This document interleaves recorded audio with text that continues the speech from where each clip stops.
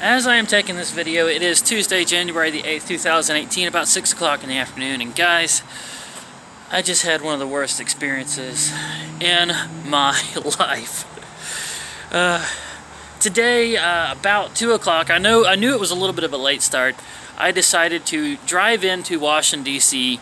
and at least do a dry run and try to find a tour bus station that I could go to early tomorrow morning and get myself a nice guided tour around DC. I mean, it's been since I was a kid that I've actually seen things like the Lincoln Memorial, the Reflection Pool, the Washington Monument, and all that stuff.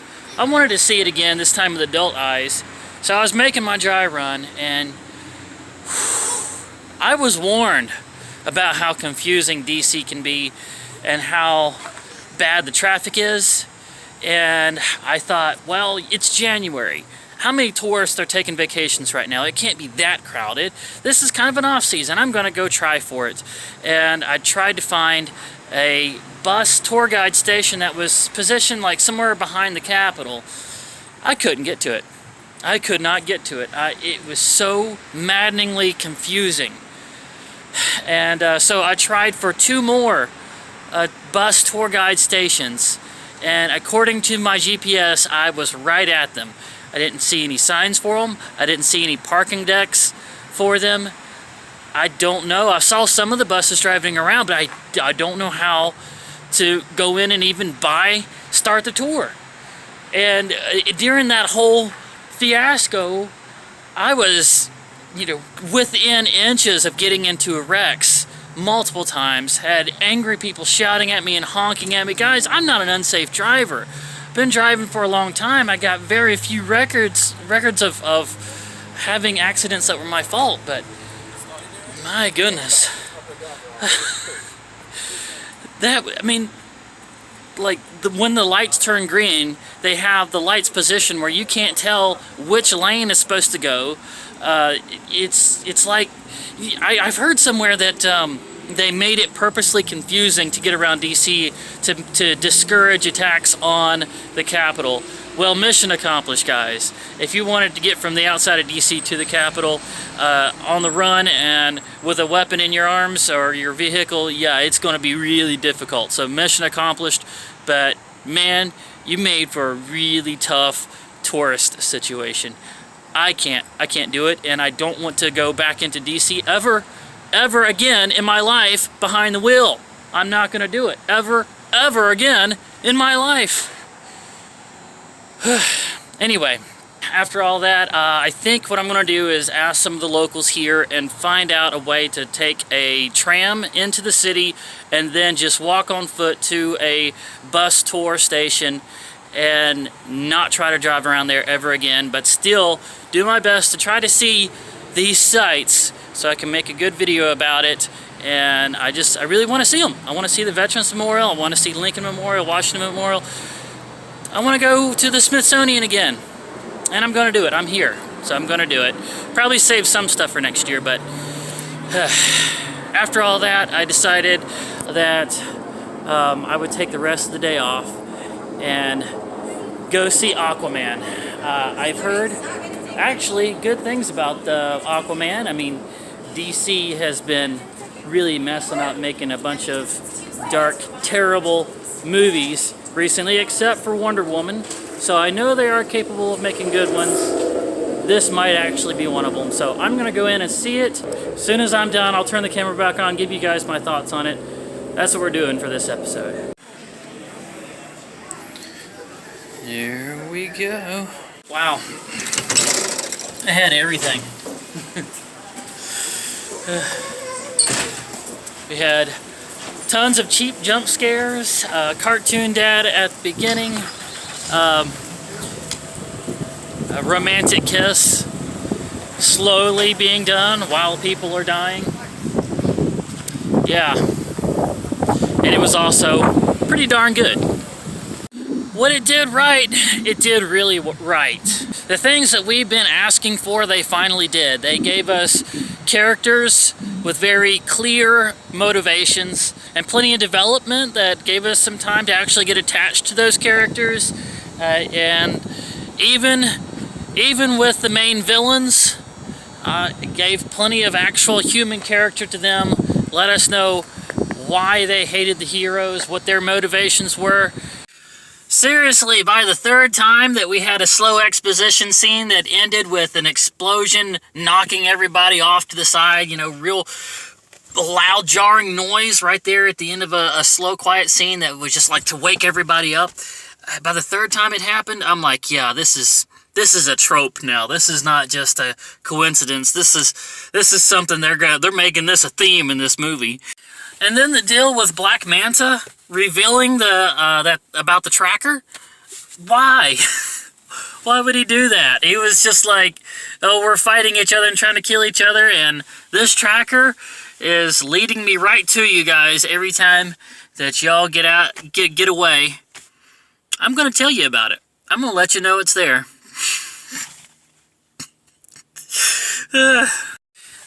I like that the rigged up submarine, the stolen submarine, that was firing right on the conference, right at their sacred memorial. That happening, like the first time that humans had ever fired on Atlanteans, it's right there at their sacred memorial, right in the middle of their conference where they had like 3 other leaders together. It was, you know, so much of a coincidence, and that the other kings actually saw right through it, but went along with it anyway because they really did believe that it was time to get the surface dwellers' attention, and so it made them look like they're not complete idiots. They can kind of tell the timing is too perfect. So I like that. That was a good plot thing. You could actually tell that they had taken some time to write this interweaving story where they didn't include a bunch of parts that weren't necessary.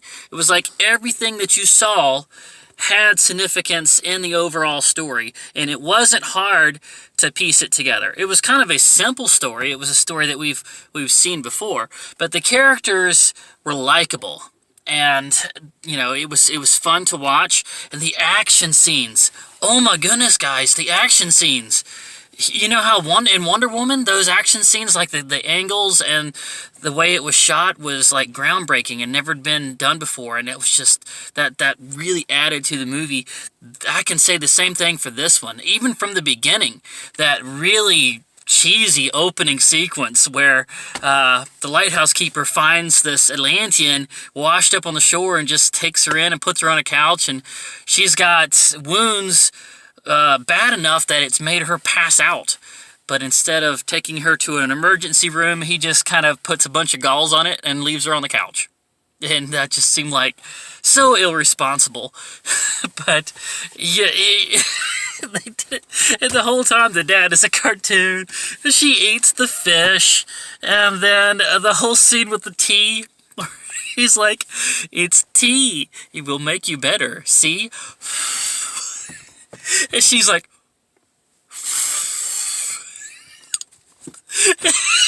it was so funny. I'm just like, oh, are we gonna be like the Saturday morning cartoon for the entire movie? But whenever the Atlantean guards came in to arrest her, and they had that fight sequence start up, woo! Wow! I totally forgave that whole cheesy sequence. And, wow. And Jason Momoa, when he was rescuing the men from, I think it was a Russian sub, and he was using the hatch door to throw, it was such a nod to Captain America. So apparent, a nod to Captain America. Some people in the theater were like, oh, yeah, okay, we get what they're doing there. And I like that it really answered that question of, does Aquaman talk to fish? No, he doesn't talk to fish. He has a telepathic link to them that he uses on occasion, and all it really does is ally the fish with him. He doesn't control them like puppets. And I like that it also revealed that he can come out of the water. I don't know why that has been something that a lot of people have assumed for so long, but he can walk on land and breathe air. always known that. And so they really made him awesome. They made him awesome. So the whole, prediction from the movie Entourage finally came true, and we had an Aquaman movie people are enjoying. It's making a lot of money, and it's a pretty good movie.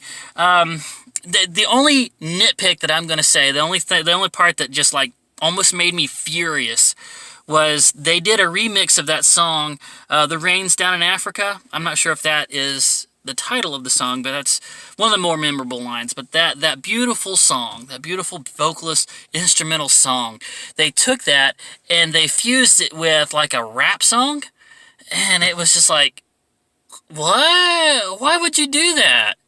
You don't take a beautiful song and then fuse in some grubby other, type of music that doesn't fit with it. No, you don't. No. But that was literally only a few seconds, and so, I mean, they didn't play the entire song. It was just right there at the beginning of the sequence, so they were taking the airplane, chartering the airplane into the desert, to the Sahara Desert. They played it in there, like 20 seconds of it, and yeah, it was infuriating, but they didn't dwell on it. Good on you there.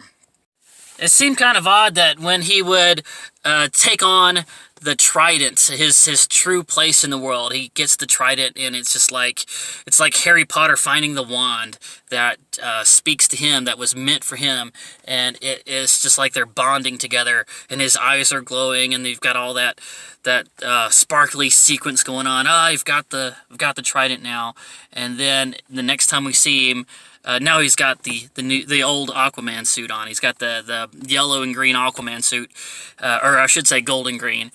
And it's just like, okay, so you got this trident, and somehow it materialized you a new outfit. It would have made a little more sense if they had him get the outfit from somewhere, like if he'd taken it off the king, because the king's dead body was right there. I mean, if he had taken it off the king, and they had at least one sequence of him like picking it up and then like pulling on a glove or something to make a little more sense of that, but I don't know. Maybe they had that and cut it out for time, but it was a little silly. I like that they took time to actually add breadth and depth to the Atlantean world, showing the different factions and making the different factions actually look different from each other.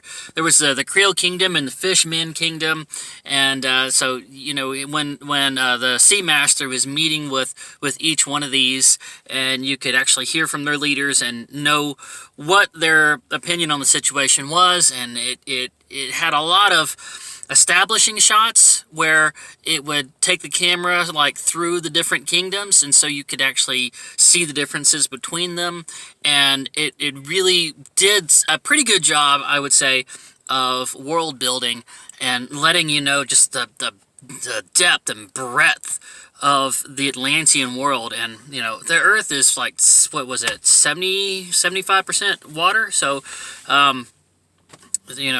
there's definitely enough space for a giant kingdom that we've never seen before to exist there, and it really drove that home.